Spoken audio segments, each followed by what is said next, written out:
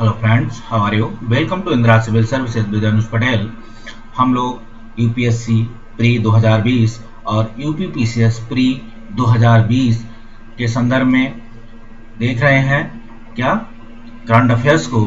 तो हम लोग करंट अफेयर्स शुरू करेंगे। अगले पार्ट को हम लोग करंट अफेयर्स के अब पिछले कई पार्ट खत्म कर चुके हैं। हम लोग इकोनॉमिक सर्वे 2020 पे आधारित अब हम लोग इकोनॉमिक 2000 के जो डेटाज हैं हम लोगों ने कंप्लीट किया है। अब हम लोग चलते हैं तो कुछ और महत्वपूर्ण करंट अफेयर्स की तरफ जो यूपीएससी और यूपीपीसीएस 2020 के संदर्भ में हेल्पफुल होगी। खासकर यूपीपीसीएस के आंकड़ों में ज़्यादातर आपको बेनिफिट मिलेगा। तो हम लोग शुरू करते हैं, ठीक है। चलिए, ये करंट अफेयर्स आपको साथ और हो जाए। हम लोग इसी जो रिवीजन श्रृंखला है, याद रखना ये चीज, हम लोग करंट अफेयर्स देख रहे हैं। अभी हम लोगों को आप लोगों घटना चक्र की समसामयिकी और जो है इकोनॉमिक सर्वे की कुछ डेटा और देने हैं। तो अभी हम लोग जो चला रहे हैं वो इसके सोर्सेज हैं। आप देखेंगे कुछ क्वेश्चन आया है कि स्वच्छ भारत मिशन के तहत प्रदेश के किस अस्पताल को 2019-20 के लिए कायाकल्प अवार्ड मिला है। आप याद रखना, ये अस्पताल आप याद रखेंगे झलकारी बाई अस्पताल लखनऊ मंडल में प्रथम, प्रदेश में 5वां स्थान है। ये दोनों याद रखेंगे, प्रदेश में प्रथम है। आगे केंद्रीय गृह मंत्रालय द्वारा उत्तर प्रदेश के मुडुबाही जो रेलवे इंजन बनता था, जहाँ पे डीजल इंजन बनता था, यहाँ पे खासकर याद रखिएगा मुडुबाई में जो बनारस है, इसका नाम बदलकर बनारस रेलवे स्टेशन कर दिया गया है। किस प्रदेश सरकार ने थर्ड जेंडर की भूमिका को भूमि स्वामित्व के आधार पर संपत्ति में उत्तराधिकार का फैसला किया है? तो ये काम उत्तर प्रदेश सरकार ने किया है, याद रखिएगा। आगे उत्तर प्रदेश सरकार द्वारा स्वीकृति तुरंत निवेश प्रोत्साहन नीति 2020 के संदर्भ में बहुत इंपॉर्टेंट क्वेश्चन है। यूपी के संदर्भ में सारे क्वेश्चन इंपॉर्टेंट है, याद रखिएगा। किन विशेष क्षेत्रों पर निवेश पर विशेष छूट दिए जाने का प्रावधान है? तो इसमें दो नीतियां हैं उत्तर प्रदेश सरकार की। पहली है, आप देखेंगे ये नीतियां हैं मध्यांचल, पूर्वांचल और बुंदेलखंड क्षेत्र के लिए। तो मध्यांचल के लिए 12 वर्ष तक सरकार क्या करेगी, जो क्षतिपूर्ति होगी उसका कार्य जो है उसकी क्षतिपूर्ति 70% क्षतिपूर्ति जो है सरकार वहन करेगी। और पूर्वांचल और बुंदेलखंड के रीजन में 15 वर्ष तक 70% जो क्षतिपूर्ति होगी उसका वहन सरकार करेगी। आगे बात करें केंद्रीय मंत्रालय के आंकड़े, ये आंकड़े आप देखेंगे CSO द्वारा जारी होते हैं। जीडीपी में उत्तर प्रदेश का योगदान देखेंगे तो 8.05, ये आंकड़ा वैसे भी याद रखेंगे। और उत्तर प्रदेश का स्थान है देश भर में जीडीपी में तीसरा। इससे पहले महाराष्ट्र का पहला, तमिलनाडु का दूसरा। ज्ञातव्य हो कि हाल में देश के प्रधानमंत्री ने क्या किया था, 10 राज्यों को कोरोना से बाहर निकलने हेतु प्रेरित करने पर जिन राज्यों पर देश की अर्थव्यवस्था निर्भर है उसमें शामिल है उत्तर प्रदेश भी। तो स्टेटमेंट ऐसा बन सकता है कि उत्तर भारत की अर्थव्यवस्था भारत के राज्यों में खासकर 10 राज्य में मुख्य रूप से निर्भर है।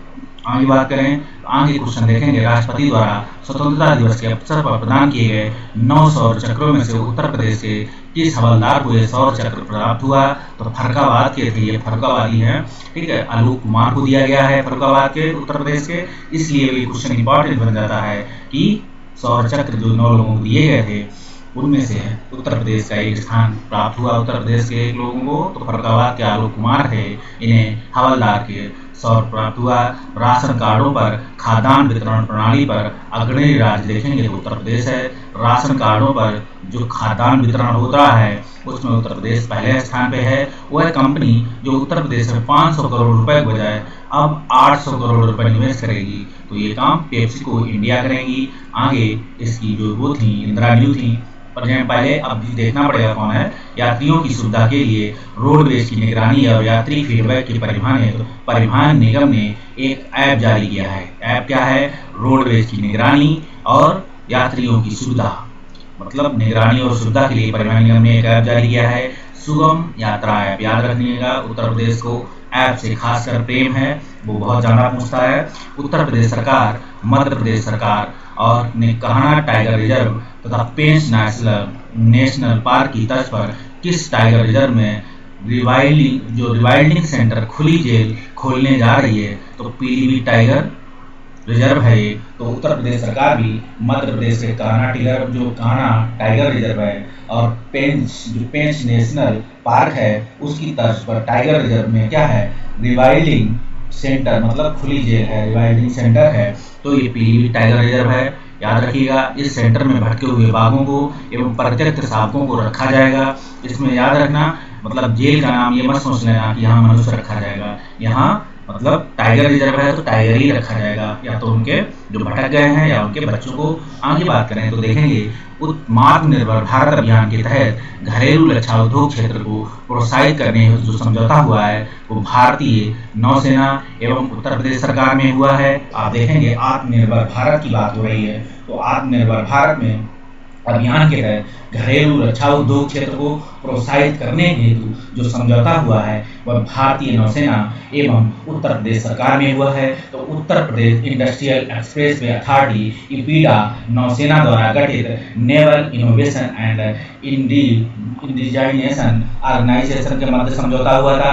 यह समझौता प्रदेश में बन रहे डिफेंस इंडस्ट्रियल कॉरिडोर में सहायक होगा और घरेलू क्षेत्र उत्पादकों के निर्माण में भी उत्तर प्रदेश को क्या मिलेगा, अवसर मिलेंगे। तो ये क्वेश्चन आपसे महत्वपूर्ण बन रहा है कि आत्मनिर्भर भारत के अभियान के तहत है, पहले तो जानिए घरेलू रक्षा उद्योग क्षेत्र के को प्रोत्साहित करने हेतु भारतीय नौसेना है एवं उत्तर प्रदेश सरकार में एक समझौता हुआ है। ठीक है, जानिए ये समझौता है भारतीय नौसेना के बीच है बात।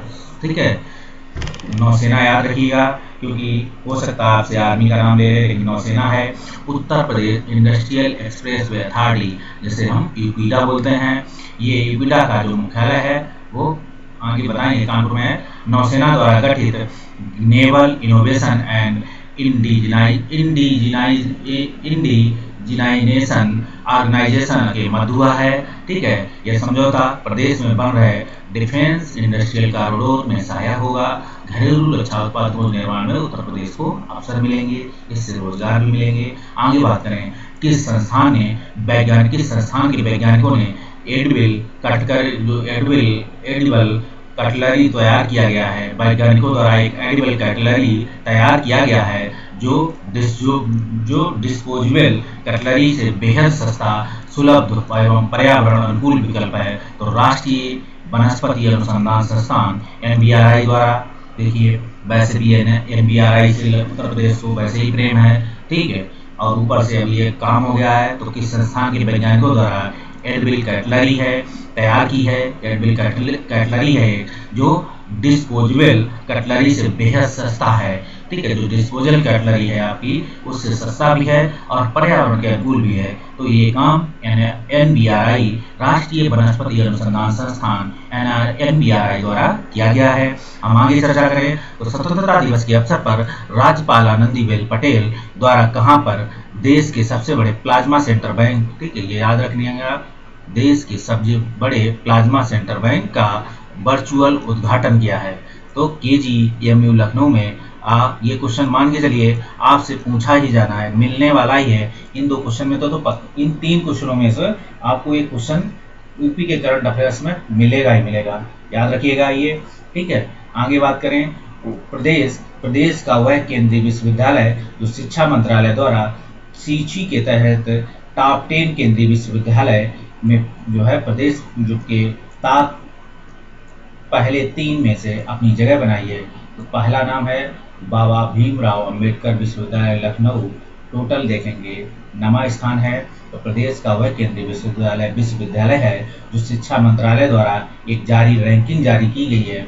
आपको पता है कि HRD मंत्रालय का नाम बदलकर अब शिक्षा मंत्रालय हो गया, वही ये शिक्षा मंत्रालय है, याद रखिएगा, इसे भी कंफ्यूज मत मारिएगा, ये HRD मंत्रालय ही है। शिक्षा मंत्रालय द्वारा जो सूची के तहत देश के टॉप 10 केंद्रीय विश्वविद्यालय में से प्रदेश के टॉप 3 में से अपनी जगह बनाई है, आप देखेंगे। ठीक है, देश के टॉप 10 केंद्रीय विश्वविद्यालय में जो है बाबा साहब अम्बेडकर विश्वविद्यालय ने अपना स्थान बनाया है। तो ये लखनऊ में स्थित है, इसे 9वां स्थान प्राप्त हुआ है। आगे हम बात करें तो देखेंगे प्रदेश सरकार ने MSME, ठीक है, मीडियम स्मॉल और इंटरप्राइज के संदर्भ में तो प्रोत्साहन हेतु 6 जिलों में इंडस्ट्रियल पार्क विकसित करने हेतु टेंडर आमंत्रित किया है। तो आप 6 राज्यों के नाम जानिए।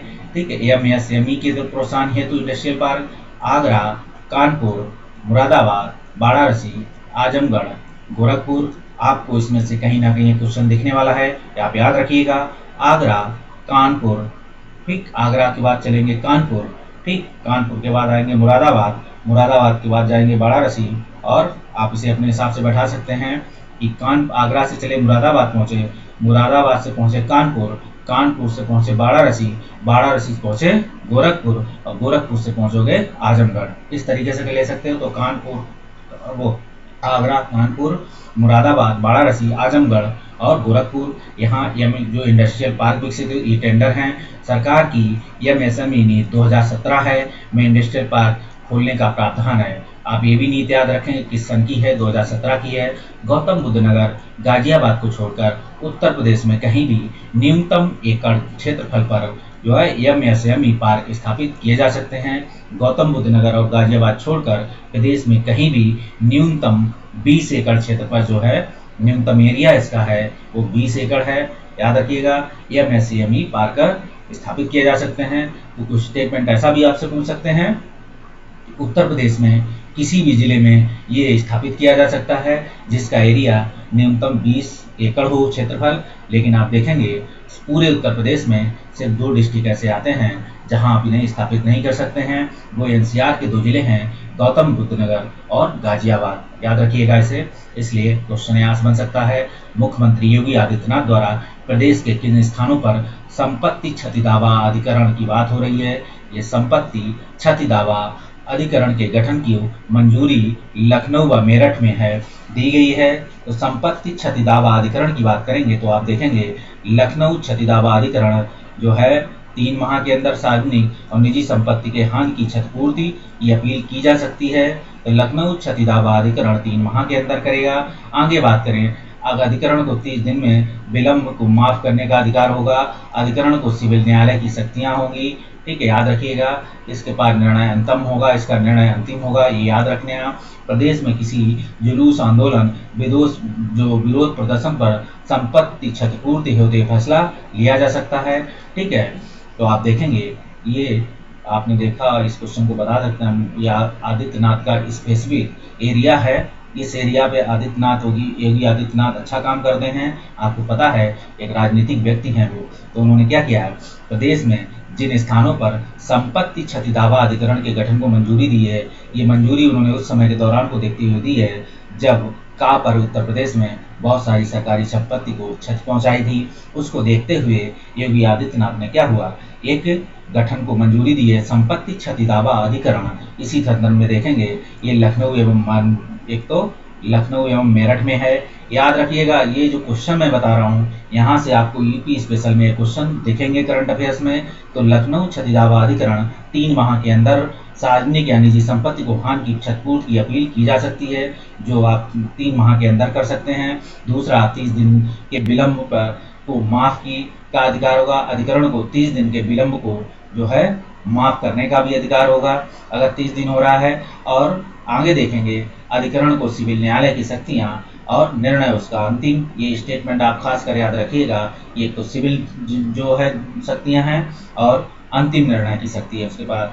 और प्रदेश में जुलूस, आंदोलन या प्रदर्शन पर संपत्ति क्षतिपूर्ति होते हुए फैसला लिया गया है, आपको पता है। अब आते हैं अटल रैंकिंग 2020 के संदर्भ में। तो Atal ranking of institution on innovation achievement आप देखेंगे तो एरिया मतलब ARRII 2020 में शीर्ष 10 स्थानों में से और 7 आईटी संस्थानों ने स्थान लिया है। जो आईआईटी हैं आपके उत्तर प्रदेश वो भारत में, उन्होंने 7 आईआईटी में लिया है अटल रैंकिंग इंस्टीट्यूशन इनोवेशन में। उत्तर प्रदेश की जो आईआईटी है शीर्ष 10 में आईआईटी कानपुर, ठीक है, आईआईटी कानपुर, आईआईटी मद्रास का बेस्ट इंस्टीट्यूट, और आईआईटी मद्रास के बाद आईआईटी बॉम्बे, और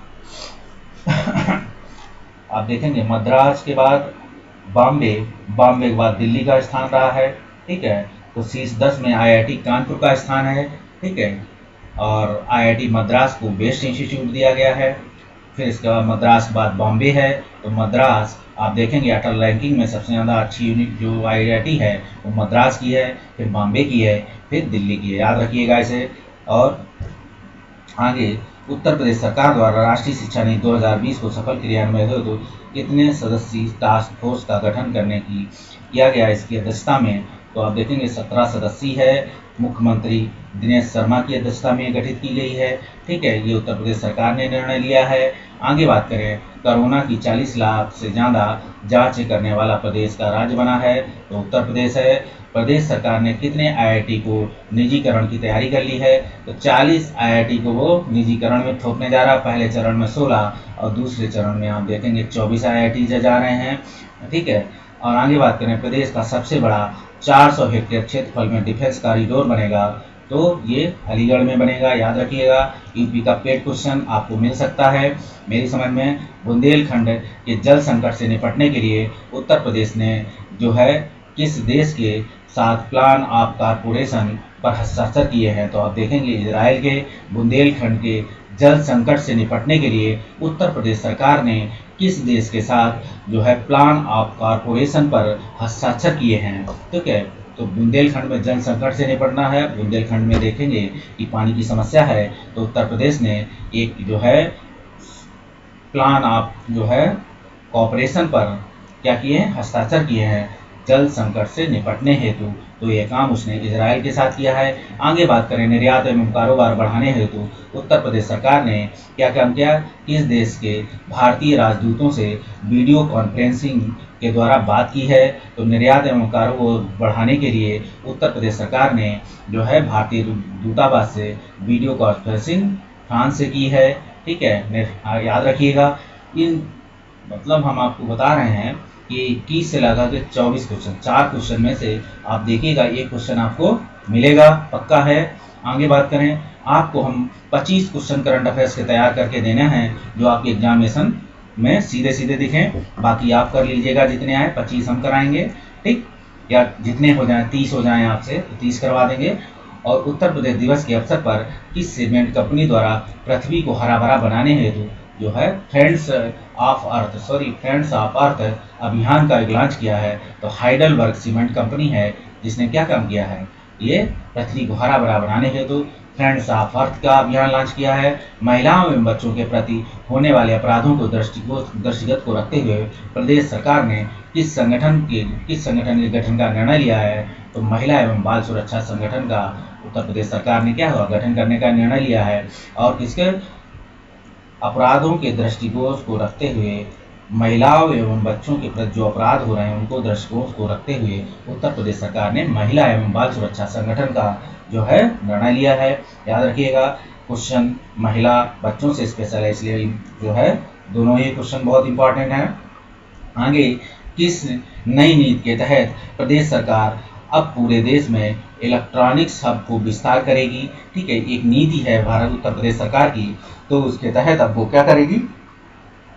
अब पूरे प्रदेश में इलेक्ट्रॉनिक्स हब के विस्तार देगी, जो पूर्व में केवल ग्रेटर नोएडा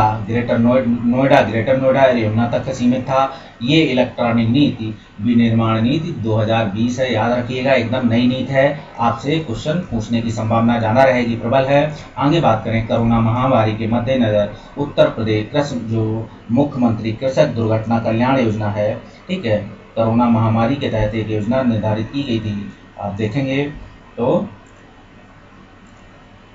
कोरोना महामारी के मद्देनजर मुख्यमंत्री कृषक दुर्घटना कल्याण योजना में 14 सितंबर 2019 से 31 जुलाई 2020 तक की अवधि में क्या है, मृत्यु एवं दिव्यांगता के दावे को प्रस्तुत करने की अवधि को बढ़ा दिया गया है।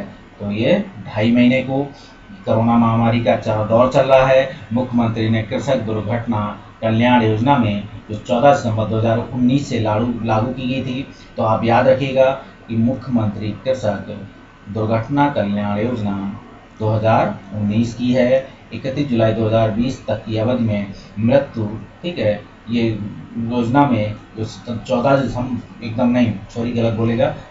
सितंबर 2019 से 31 जुलाई 2020 तक की अवधि में मृत्यु या दिव्यांगता के दावे को प्रस्तुत करने की अवधि को क्या किया है, 2.5 महीने की अवधि, मतलब 75 दिन और बढ़ा दिया गया है, इसमें याद रखिएगा। आगे बात करें तो प्रदेश सरकार द्वारा इस वर्ष 35 लाख घरों को तक नल पहुंचाने के लक्ष्य को किस योजना के तहत लाया है? तो जल जीवन मिशन है। जल जीवन मिशन के तहत 35 लाख घरों को नल पहुंचाने का लक्ष्य है उत्तर प्रदेश सरकार का, याद रखिएगा। उत्तर प्रदेश के जिले में जो साइकिलिस्टों द्वारा साइकिल फॉर चेज चैलेंज नामक एक अभियान को प्रोत्साहन दिया गया है। तो प्रयागराज में दिया गया है साइकिल फॉर चेज चैलेंज, याद रखिएगा इसे।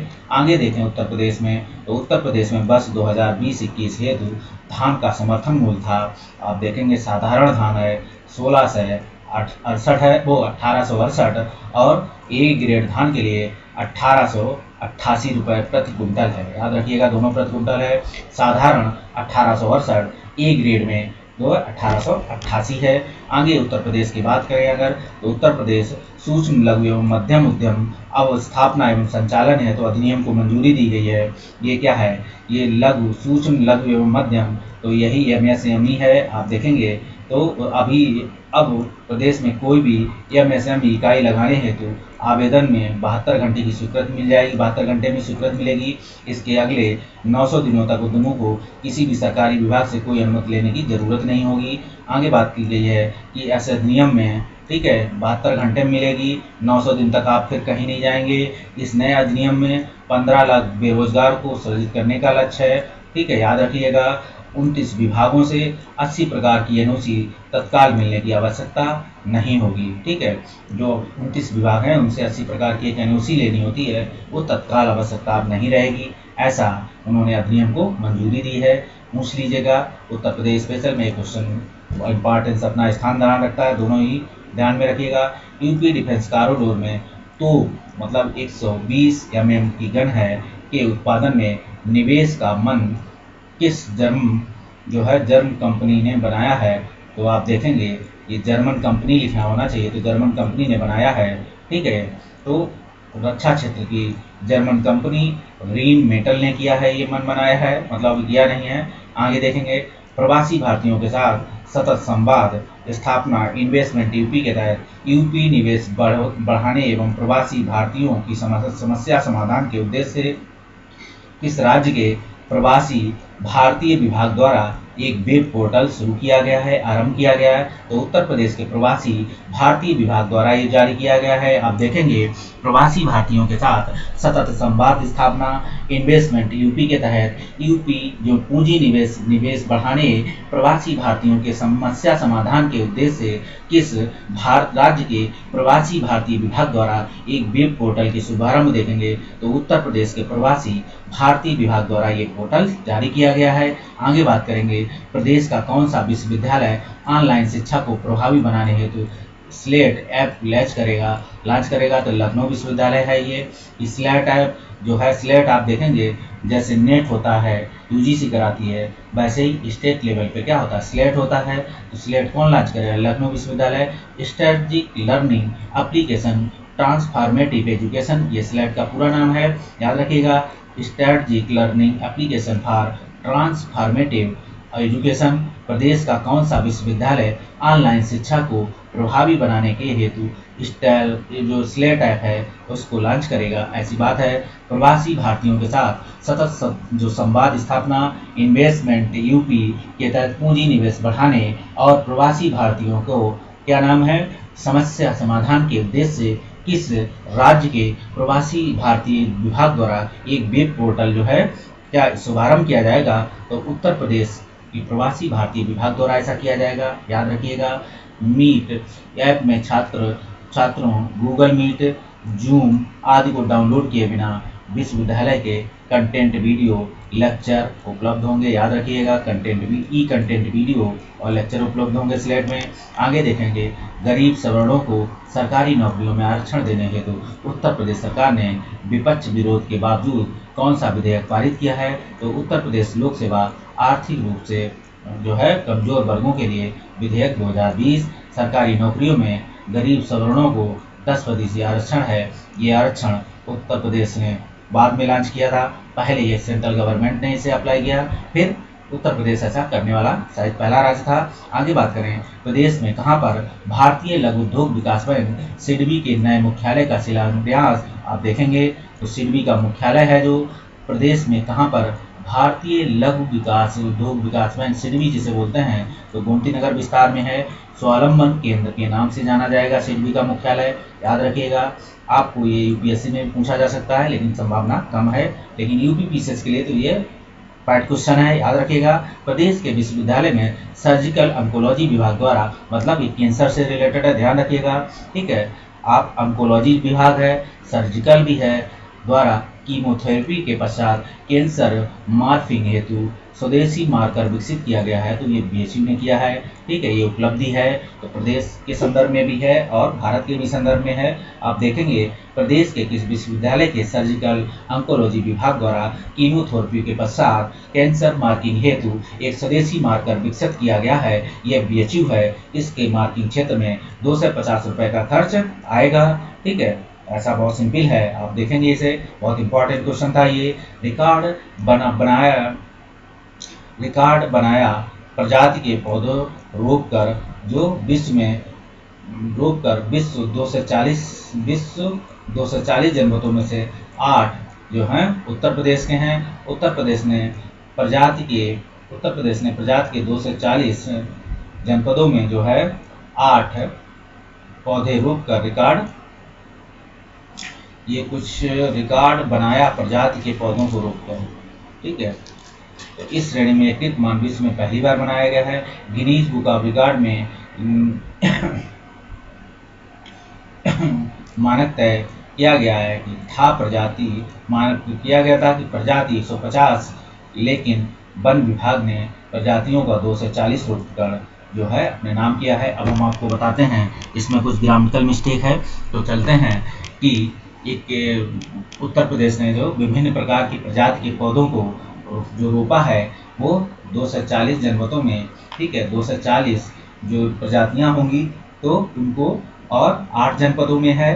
तो आप देखेंगे उत्तर प्रदेश ने 240 जो है प्रजातियों के जो पौधे हैं वो 8 जनपदों में रोपकर विश्व रिकॉर्ड बनाया है। यह कीर्तिमान विश्व में पहली बार बना है। और गिनीज बुक ऑफ रिकॉर्ड में मानक प्रजाति जो है, पहले 150 प्रजातियां एक साथ रोपी गई होंगी, अब जो है वन विभाग ने 240 प्रजातियों को रोपा कर जो है अपने नाम ही आकरण कर लिया है। इस तरीके से आंकड़ा है, यहाँ ग्रामेटिकल मिस्टेक है, याद रखिएगा इसमें। आगे ये क्वेश्चन भी यूपी के संदर्भ में इंपॉर्टेंस है।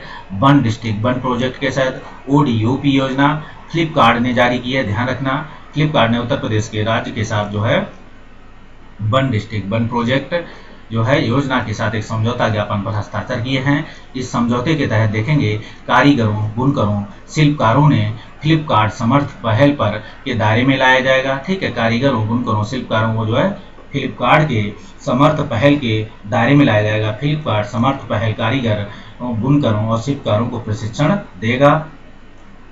फ्लिपकार्ट की पूर्ति केंद्रों में समर्पित स्थान, मंच पर कैटलॉग, मार्गदर्शन, डिस्प्ले के साथ साथ निरंतरता, विक्रेता समर्थन जैसी विभिन्न सेवाएं प्रदान करेगा। हम आगे देखेंगे देश के सबसे बड़े प्लाज्मा बैंक उद्घाटन का जो है उत्तर प्रदेश में स्वतंत्रता दिवस के अवसर पर देश के सबसे बड़े प्लाज्मा बैंक का उद्घाटन किया है, ठीक है। आप देखेंगे प्लाज्मा बैंक का नाम जो है केजीएमयू लखनऊ में इसका उद्घाटन हुआ था प्लाज्मा बैंक का।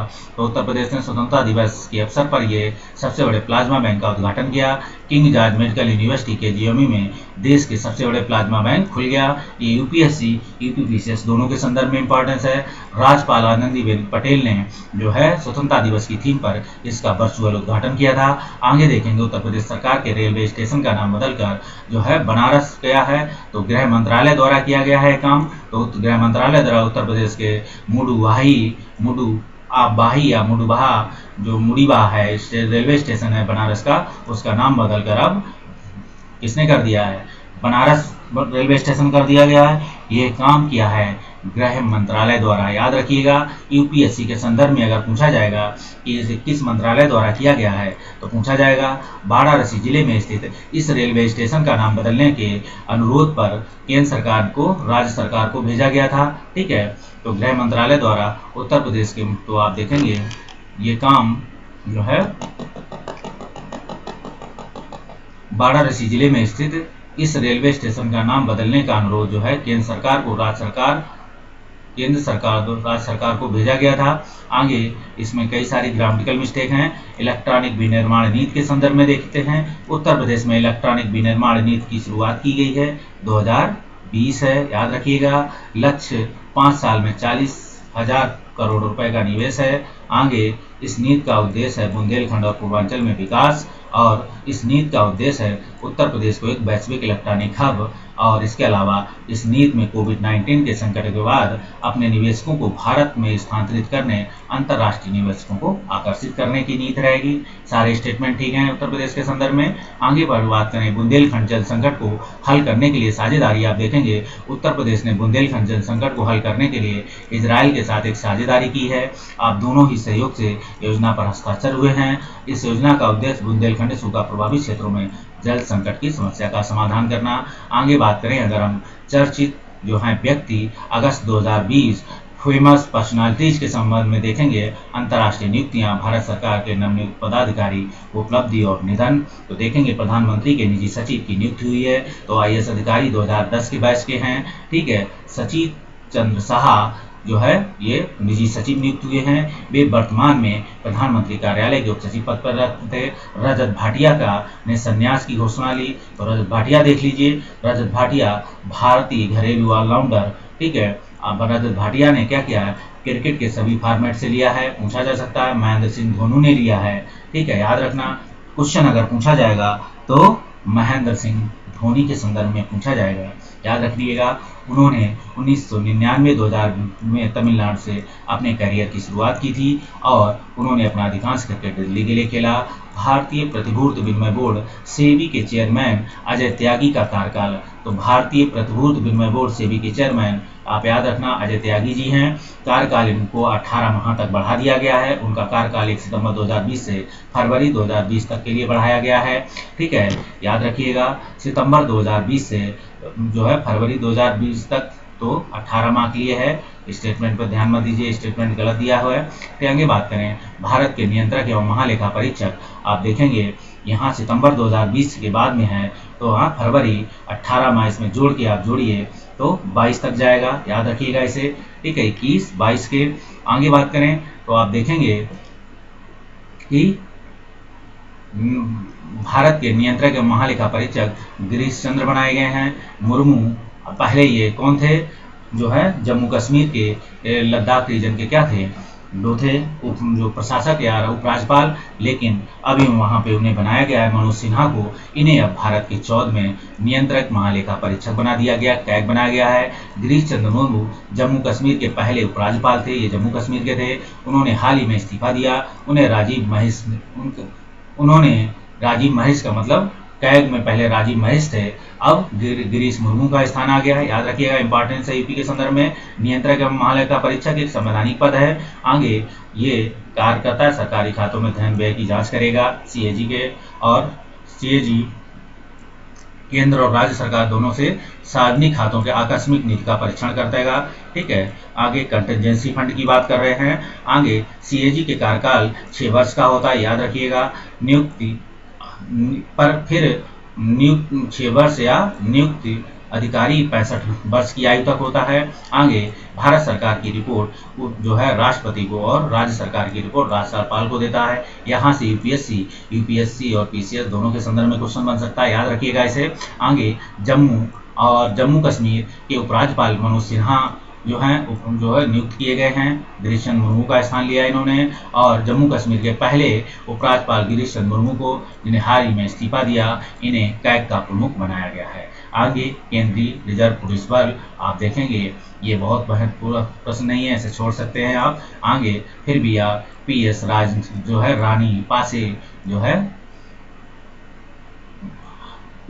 रानी पसे को याद रखिएगा बस। आगे संघ लोक सेवा आयोग की बात करेंगे तो प्रदीप कुमार जोशी को प्रेजेंट टाइम में ये चेयरमैन है यूपीएससी के। प्रदीप जो है 21 तक रहेगा, बाकी आप छोड़िए। अरविंद कुमार का स्थान लेंगे या अरविंद सक्सेना का, वर्तमान में जो भी बाकी से आप छोड़ दीजिए। ये याद रखिए, पहले छत्तीसगढ़ और मध्य प्रदेश लोकसभा आयोग के अध्यक्ष भी ये रह चुके हैं, ये याद रखना जरूरी है। वर्तमान में ये संघ सदस्य के रूप में कार्य करते, याद रखने हैं। बाकी आप प्रमोद भसीन के संदर्भ में देखें तो Indian council for research and international economic research जो रिलेशन है ICRIER के नया अध्यक्ष जो है प्रमोद भसीन को बनाया गया। अंतर्राष्ट्रीय आर्थिक संबंधों पर अनुसंधान के लिए गठित भारतीय परिषद है ये, ठीक है, तो इसका प्रमोद भसीन को बनाया गया है। वे ईश्वरजस अहलूवालिया का स्थान लेंगे। बस आगे आप छोड़ सकते हैं इसे। जो आगे बात करें अंतर्राष्ट्रीय आर्थिक संबंधों पर अनुसंधान के लिए भारतीय परिषद है ये जो, ठीक है, निवेशक और मुख्य कार्यकारी अधिकारी डॉक्टर रजत कथुरिया को इसका मुख्यालय दिल्ली में है, ठीक है, इसका मुख्यालय याद रखना। सोमा मंडल की बात करेंगे तो सार्वजनिक उद्यम चयन बोर्ड PESB में सोमा मंडल को steel authority of India SAIL का जो है, सोमा मंडल है जो सेल की हैं प्रमुख, ठीक है, सेल का नया बनाया गया है। आगे हम बात करें, इसकी जरूरत नहीं है, हर्ष कुमार जो है भानवाला देखेंगे, ये कैपिटल इंडिया फाइनेंस की कार्यकारी अध्यक्ष नियुक्त की गई हैं। पहले ये नाबार्ड के थे जो हर्ष कुमार भानवाला, तो अब ये कैपिटल इंडिया फाइनेंस के हैं। कौशिक खोना की बात करेंगे तो कौशिक खोना गोयर जो बात करेंगे नए CEO बने हैं जो है गोएयर के हैं ये, ठीक है, कौशिक खोना गोएयर की हैं। और ई बाई गो के नए ब्रांड एम्बेसडर हरभजन सिंह को ई बाई गो का नया ब्रांड एम्बेसडर बनाया गया है। और ई बाई गो अमृतसर में स्थित है, ई मोबिलिटी स्टार्टअप है ये, याद रखने का, इसलिए ई बाई गो के संदर्भ में क्वेश्चन बन सकता है। आगे हम बात करें अगर तो देखेंगे राकेश अस्थाना को जो है BSF का प्रमुख बनाया गया है, ठीक है, आगे बस छोड़ दीजिए इसे। मेघालय के राज्यपाल के रूप में देखते हैं तो गोवा के राज्यपाल सिदिर सत्य मलिक को जो है, गोवा के जो राज्यपाल थे सत्य मलिक को अब कहाँ बना दिया, मेघालय का राज्यपाल। इसे हम लोग यहीं रोकेंगे क्योंकि इससे हम लोग अब आगे बढ़ेंगे, हम एक साथ इनको देखेंगे कौन कहाँ का है प्रेजेंट टाइम में, बस बात खत्म हो जाएगी। अब देखेंगे GP गर्ग के संदर्भ में तो GP गर्ग सेबी के, ठीक है, और आप देखेंगे ओकली के नए ब्रांड एम्बेसडर हैं क्रिकेट रोहित शर्मा को जो है ओकली के जो है नया ब्रांड एम्बेसडर बनाया गया है, इतना याद रखिएगा। आगे प्रशांत जोशी की बात करेंगे तो DBS बैंक इंडिया लिमिटेड को, ठीक है, DBS बैंक इंडिया एक नई है, याद रखना, जिसके प्रशांत जोशी बनाए गए हैं DBS इंडिया। नए चुनाव आयुक्त तो जो है राजीव कुमार बने हैं, नए चुनाव आयुक्त हैं, ये क्वेश्चन पूछा जा सकता है। ये 84 बैच के IAS अधिकारी हैं, ठीक, याद रखिएगा इसे। आगे अश्विनी भाटिया की बात करें, ये SBI का नया प्रबंधक निर्देशक हैं SBI के, याद रखिएगा इसे। आगे बात करें अगर अंतर्राष्ट्रीय के संदर्भ में तो हमीद बकायको को देखेंगे तो हमीद बकायको आइवरी कोस्ट के जो हैं प्रधानमंत्री बने हैं, ठीक है। आगे बात करें आइवरी कोस्ट के बस यही बहुत है इंपॉर्टेंट, जान लिया। जो देश की राजधानी यामोसुक्रो है, ठीक है, आइवरी कोस्ट की राजधानी आप देखेंगे जो है दी है। आगे बात करें मोहम्मद इरफान अली, तो मोहम्मद इरफान अली जो है गुयाना के राष्ट्रपति हैं, याद रखिएगा। और जो गुयाना की राजधानी है जॉर्ज टाउन है, पूछा जा चुका है। मार्क एंथनी फिलिप देखेंगे, बात करेंगे तो मार्क एंथनी फिलिप गुयाना के प्रधानमंत्री, गुयाना के प्रधानमंत्री बने हैं, याद रखिएगा। आगे बात करें तो छोड़ दीजिए अलेक्जेंडर लुकाशेंको बेलारूस के जो है, ये क्वेश्चन आपसे ज़्यादा इंपॉर्टेंस है। अलेक्जेंडर लुकाशेंको बेलारूस के राष्ट्रपति जो है जो 6ठी बार राष्ट्रपति बने हैं, इस संदर्भ में क्वेश्चन इंपॉर्टेंस बन जाता है। बेलारूस की राजधानी क्या है, मिन्स्क है, और याद रखिएगा इतना ही। आगे हम बात करें वाल्टर रोजर मॉर्टेस, तो वाल्टर रोजर मॉर्टेस को पेरू के नए प्रधानमंत्री बने, याद रखिएगा, पेरू की लीमा है। आगे 4थी बार देश के प्रधानमंत्री के रूप में शपथ श्रीलंका पीपल्स पार्टी के जो नेता हैं महेंद्र राजपक्षे ने 4थी बार जो ली है शपथ, ठीक है। आगे बात करें अगर तो इब्राहिम बाउकर कीता की बात है तो ये माली के राष्ट्रपति हैं, ठीक है। इब्राहिम बाउकर कीता ने इस्तीफा दिया है, ठीक है, इन्होंने इस्तीफा दे दिया है सैन्य विद्रोह के कारण। और लुइस एबिडिनर हैं, लुइस एबिडिनर जो हैं डोमिनियन रिपब्लिक के 54वें राष्ट्रपति बने हैं। ये लिबरेशन पार्टी के डेमिनल मदीना का स्थान लेंगे। डोमिनिकन रिपब्लिक के राजधानी सेंट डोमिंगो और मुद्रा डोमिनिकल पीसो है, बहुत जाना नहीं चाहिए। आगे देखें कीथ रोबाले जो है लगातार दूसरी बार त्रिनिदाद टोबैगो के जो हैं प्रधानमंत्री बने हैं और ये पीएनएम के नेता हैं। त्रिनिदाद टोबैगो की राजधानी पोर्ट ऑफ स्पेन है, याद रखिएगा। त्रिनिदाद टोबैगो क्वेश्चन पूछा जा चुका है।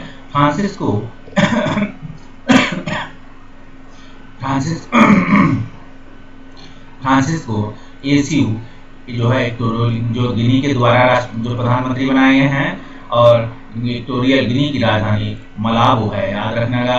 तो इक्वेटोरियल की राजधानी आपसे पूछी जाए जो तो मलाबो है। आगे बात करें तो निधन के संदर्भ में, ठीक है, तो ताइवान में लोकतंत्र के पितामह माने जाते थे पूर्व राष्ट्रपति ली तेंग हुई का निधन हुआ है। क्वेश्चन पूछा जा सकता है कि लोकतंत्र के पितामह है, लोकतंत्र के समर्थक है, इसलिए इस क्वेश्चन को पूछा जा सकता है। आगे अनिल मुरली की बात होगी, ये मलयालम फिल्मों के अभिनेता थे, याद रखना, ठीक है। तो इससे पूछा जा सकता है। आगे बात करें अमर सिंह, राज्यसभा सांसद, पूर्व समाजवादी पार्टी जो है इनका भी निधन हुआ है। ये उत्तर प्रदेश में राज्यसभा के सांसद रहे हैं, ठीक है। आगे बात करें तो कमल रानी वरुण की उत्तर प्रदेश के कैबिनेट मंत्री थी।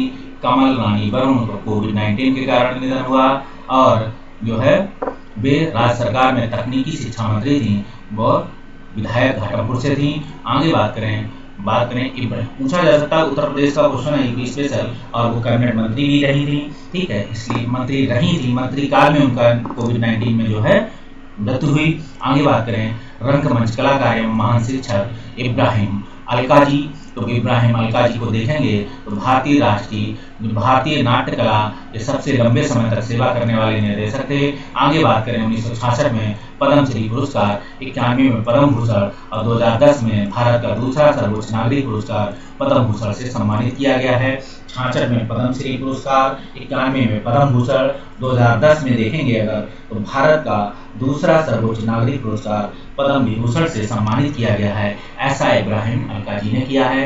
आगे बात करें अगर तो शाह कदमसामी प्रसिद्ध लेखक, वृत्तचित्र फिल्म निर्माता सदा कदासामी का 81 वर्ष की आयु में चेन्नई तमिलनाडु में निधन हो गया।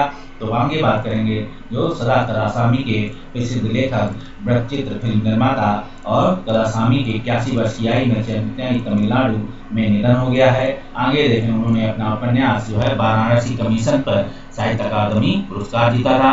आप देखिए वाराणसी कमीशन सदा जो है कदासामी, याद रखिए, लेखक वृत्तचित्र थे, ये यूपी के संदर्भ में है। एक तो चेन्नई तमिलनाडु में निधन हुआ था, लेकिन यूपी के संदर्भ में इन्होंने लिखा है वाराणसी गलत बोल गया मैं, विसारानाई कमीशन जो है, ठीक है, इसका नाम है, वाराणसी बोला था, इसका नाम है विसारानाई कमीशन, इसका नाम है। कदासामी ने इस पे लिखा हुआ था। इब्राहिम जो है अलकाजी का नाम याद रखिएगा, ठीक है, जो रंगमंच से महान शिक्षक थे। ये यूपी और यूपीएससी संदर्भ में दोनों ही क्वेश्चन बनते हैं, ठीक है, याद रखिएगा इसे।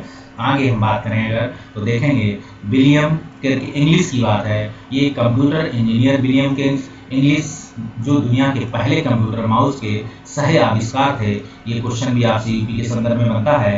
ये अमेरिकी computer engineer William Kirk English जो है, विलियम किर्क इंग्लिश जो दुनिया के पहले कंप्यूटर माउस के सह आविष्कार थे, उनका निधन हो गया। आगे बात करें 46 में विलियम स्टैनफोर्ड रिसर्च इंस्टीट्यूट में डगलस एंगलबर्ट के साथ माउस की सह आविष्कार करने वाली पहली व्यक्ति थी, जिन्होंने 1688 में सभी के डेमो में सर्वश्रेष्ठ घोषित किया है। और शिवाजीराव पाटिल निगलनेकर को देखेंगे तो राष्ट्रपति के पूर्व मुख्यमंत्री शिवाजीराज पाटिल निगलनेकर का निधन हो गया है, ठीक है, ये महाराष्ट्र के पूर्व मुख्यमंत्री थे, याद रखिएगा, शिवाजीराज Patil निगलनेकर।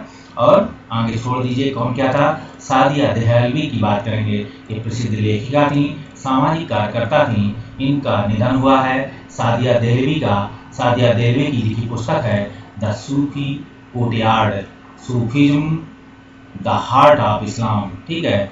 Jasmine jasmine and jinns, memories and recipes of my Delhi किताबें इनकी चर्चित में रही हैं। तो सादिया देवी की जो किताबें हैं, द सूफी कोटियार्ड, ठीक है, the Sufi courtyard, Sufism the heart of Islam, और जैस्मिन एंड जिस्म, jasmine and jinns, memories and recipes of my Delhi किताबें चर्चित में रही। शार्ली एंड ग्रो की बात होगी तो शार्ली एंड ग्रो अमेरिका की प्रसिद्ध एक कथा एवं लेखिका, पुलित्जर पुरस्कार विजेता शार्ली एंड ग्रो का हाल ही में निधन हो गया।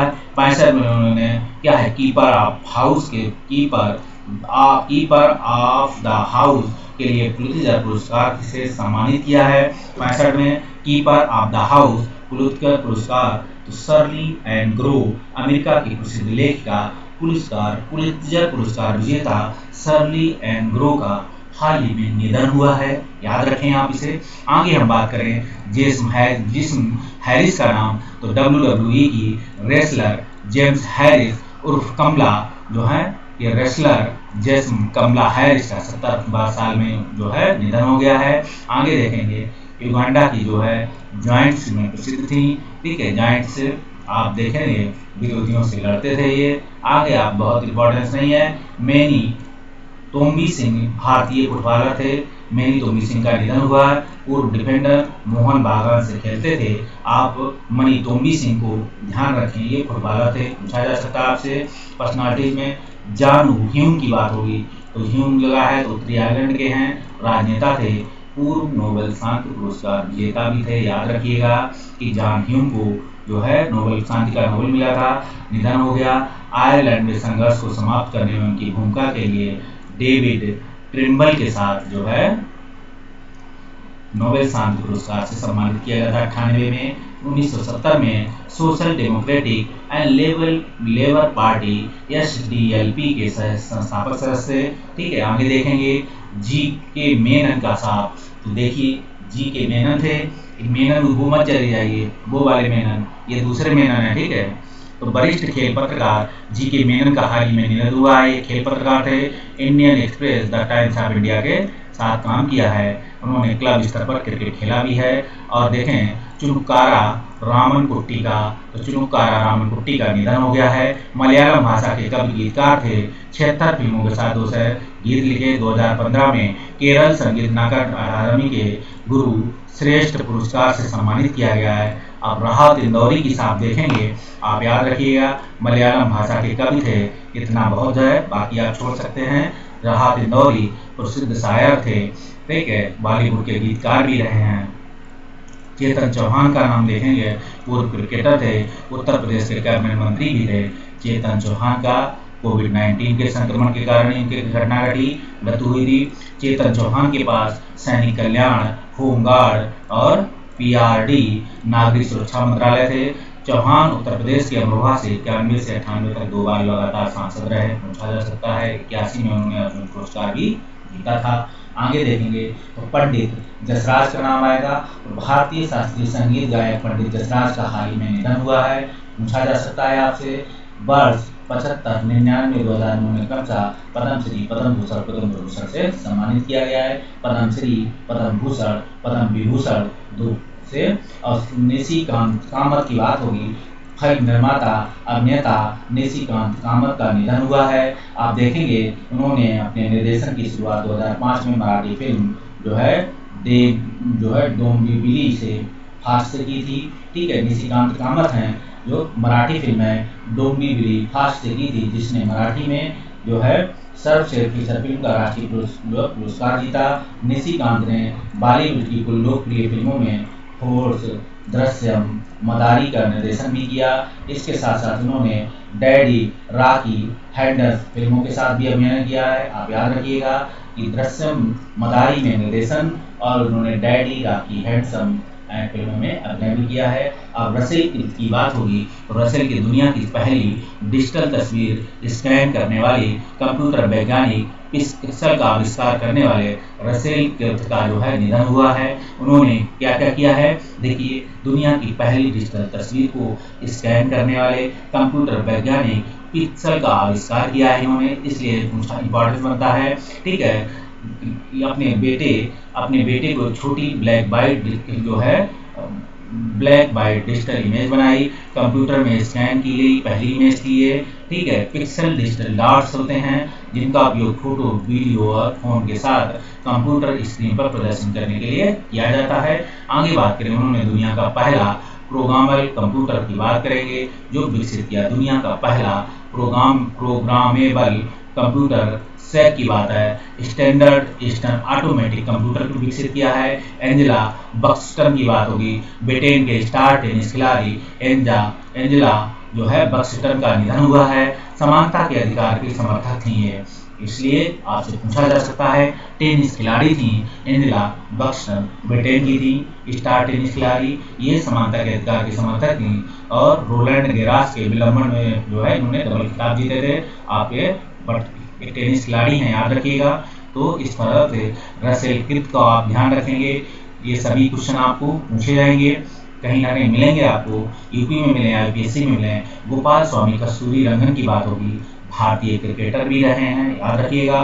कस्तूरी रंगन है ये, गोपाल स्वामी है, ये भारतीय क्रिकेटर भी है, प्रशासक भी रहे, पिच क्यूरेटर भी रहे। गोपाल स्वामी जो कस्तूरी रंगन का निधन हुआ है, करियर के साथ रणजी ट्रॉफी मैसूर बीसीसीआई मैदान पर। पिच समिति के अध्यक्ष, कर्नाटक क्रिकेट संघ के उपाध्यक्ष के संदर्भ में। अब हम बात करेंगे उत्तर प्रदेश के देश के जितने भी नए नए जो राज्यपाल और मुख्यमंत्री में देखेंगे। उत्तर प्रदेश के जो गवर्नर हैं आनंदीबेन पटेल हैं, योगी आदित्यनाथ हैं। यूपी के संदर्भ में पेड क्वेश्चन है, एक मिलना चाहिए यहाँ से। ठीक है, उत्तराखंड की बात करेंगे, बेबी रानी मौर्य हैं और त्रिवेंद्र सिंह रावत हैं मुख्यमंत्री। बंगाल की देखेंगे तो जगनदीप धनखड़ हैं, ममता बनर्जी हैं। और गुजरात में आचार्य देवव्रत हैं, उधर विजय रूपानी हैं। हरियाणा में सत्यदेव नारायण आर्य हैं राज्यपाल, और उधर मनोहर लाल खट्टर हैं। और हिमाचल में देखोगे बंडारू दत्तात्रेय हैं और जयराम ठाकुर वहाँ के मुख्यमंत्री हैं। आगे बात करें, झारखंड में द्रौपदी मुर्मू का नाम आएगा, तो देखिए द्रौपदी मुर्मू तो हेमंत सोरेन वहाँ के मुख्यमंत्री हैं। नागालैंड में जाएंगे तो आर्यन रवि हैं और नेफ्यू रियो हैं। आप गोवा में जाएंगे, भगत सिंह कोश्यारी हैं। असम में देखेंगे, आप खासकर राज्यपाल याद रखिए, आप मुख्यमंत्री छोड़ सकते हैं। ठीक, क्वेश्चन बनेगा तो गवर्नर से बनेगा। असम जो हैं प्रोफेसर जगदीप मुखी हैं और वाजूभाई वाला कर्नाटक के हैं। और केरल के आरिफ मोहम्मद खान हैं। आगे देखेंगे मध्य प्रदेश के जो आनंदीबेन पटेल को अतिरिक्त प्रभार मिला हुआ है। पंजाब में देखेंगे बीपी सिंह बदनौर हैं। उड़ीसा में देखेंगे गणेश लाल हैं। आंध्र प्रदेश में बिस्वा भूषण हरिचंदन हैं। और अरुणाचल प्रदेश में ब्रिगेडियर बीडी मिश्रा हैं। अब महाराष्ट्र में देखेंगे भगत सिंह कोश्यारी हैं। मणिपुर में देखेंगे नजमा हेपतुल्ला हैं। और मेघालय में सत्यपाल मलिक हैं। और मिजोरम में देखेंगे पीएस श्रीधरन पिल्लई हैं। बिहार में देखेंगे फागू चौहान हैं। छत्तीसगढ़ में देखेंगे अनसुईया उड़के हैं। राजस्थान में देखेंगे कलराज मिश्र हैं। सिक्किम में देखेंगे गंगा प्रसाद हैं। तमिलनाडु में देखेंगे बनवारी लाल पुरोहित हैं। त्रिपुरा में देखेंगे रमेश बैस हैं।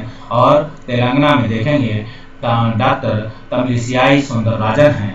तो आगे हम चर्चा देख सकते हैं। आगे हम देखेंगे केंद्र शासित प्रदेशों उपराज्यपाल और प्रशासक मुख्यमंत्री। तो देखेंगे दिल्ली में एनसीटी की जो है उपराज्यपाल प्रशासक देखेंगे तो अनित बैजल हैं उपराज्यपाल। ठीक है, पुदुचेरी में किरण बेदी हैं। और चंडीगढ़ में देखेंगे बीपी सिंह बदनौर हैं। ये सभी चंडीगढ़ में प्रशासक होता है। और दिल्ली पुडुचेरी में आप देखेंगे उपराज्यपाल हैं। और आप देखेंगे दादरा नगर हवेली दमनदीप में प्रफुल्ल पटेल हैं जो प्रशासक के रूप में हैं। आगे लक्षद्वीप में देखेंगे तो दिनेश शर्मा हैं, वो भी प्रशासक के रूप में हैं। मनोज सिन्हा जो उपराज्यपाल हैं। और लद्दाख में भी राधा कृष्ण माथुर हैं तो उपराज्यपाल हैं। आनंद जो अंडमान निकोबार द्वीप समूह देवेंद्र कुमार जोशी तो उपराज्यपाल हैं। यहाँ पे आप देखेंगे आप सिर्फ प्रशासक सिर्फ कहाँ पे हैं, दो जगह हैं, याद रखिएगा। दिनेश शर्मा लक्षद्वीप, आप तीन याद रखिए, तीन प्रशासक हैं तो चंडीगढ़, लक्षद्वीप और दादरा नगर हवेली दमनदीप। तो इन चीजों में आप देखोगे प्रफुल्ल पटेल हैं। इन चीजों में तो आप देख सकते हैं। अब भारत में केंद्र शासित प्रदेश कितने, 1 2 3 4 5 6 7 8 हो गए। ठीक है, आप याद रखिएगा।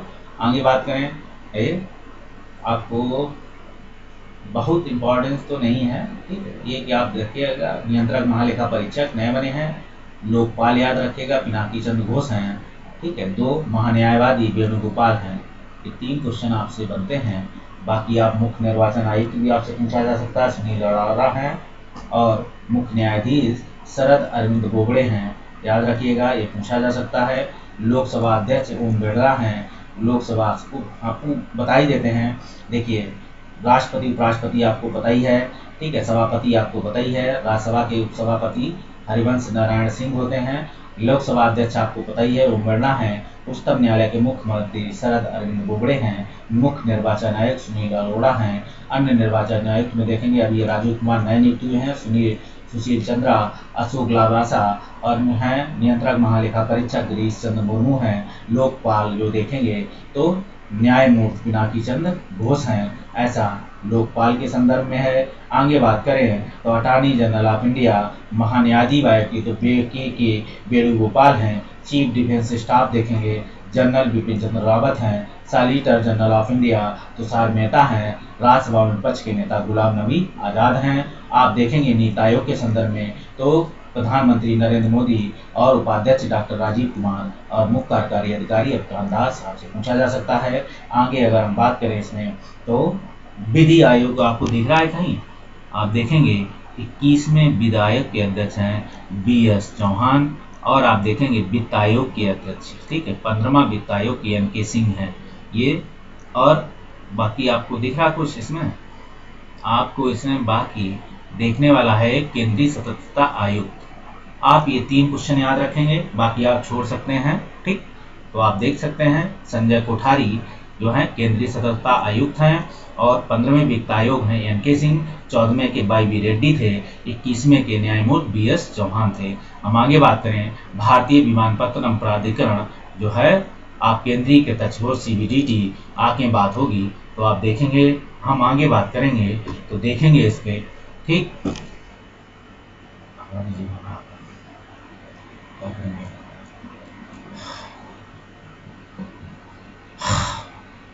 भारतीय